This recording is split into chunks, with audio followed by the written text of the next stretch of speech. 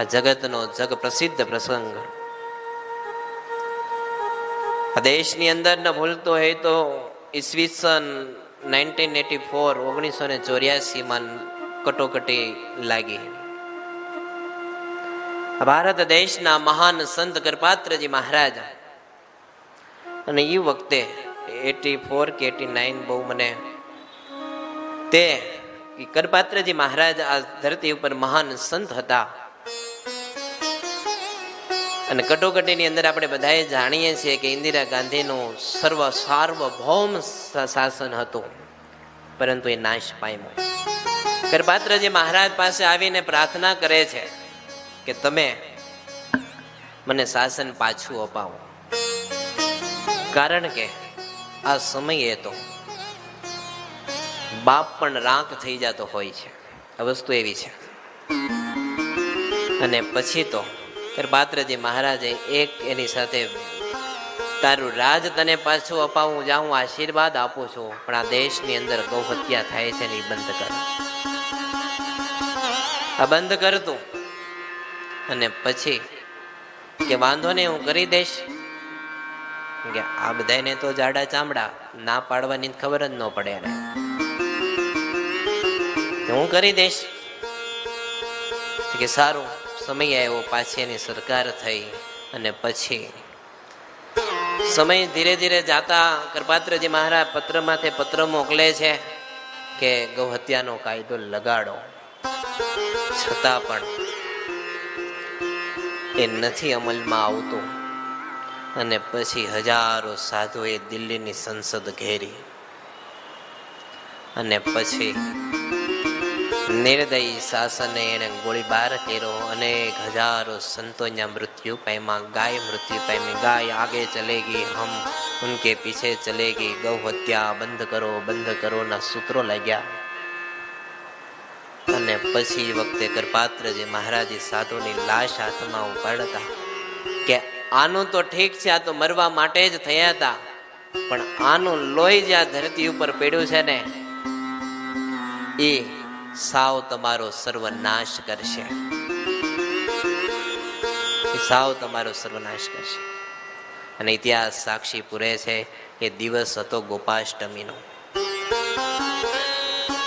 રાજીવ ગાંધી, ઇન્દિરા ગાંધી અને હજી એક સંજય ગાંધી, આ ત્રણે એ જ દિવસે અને કમોતેના મૃત્યુ થયા છે.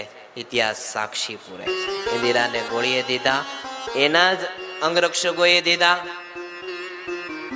રાજીવને એને હારમાં જે બોમ્બ નાખ્યા એના જ વ્યક્તિઓએ, અને એનું ઓલાનું પ્લેન દુર્ઘટનામાં.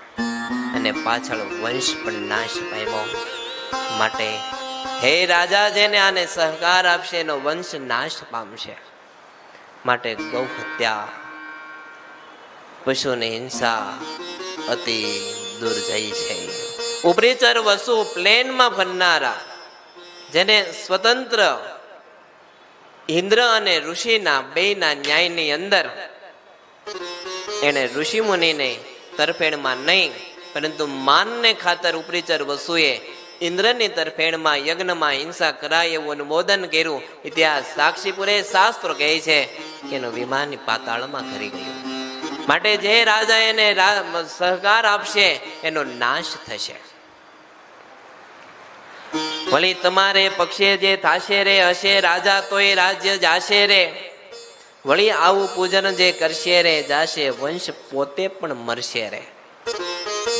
એનો વંશે સહિત નાશ થશે.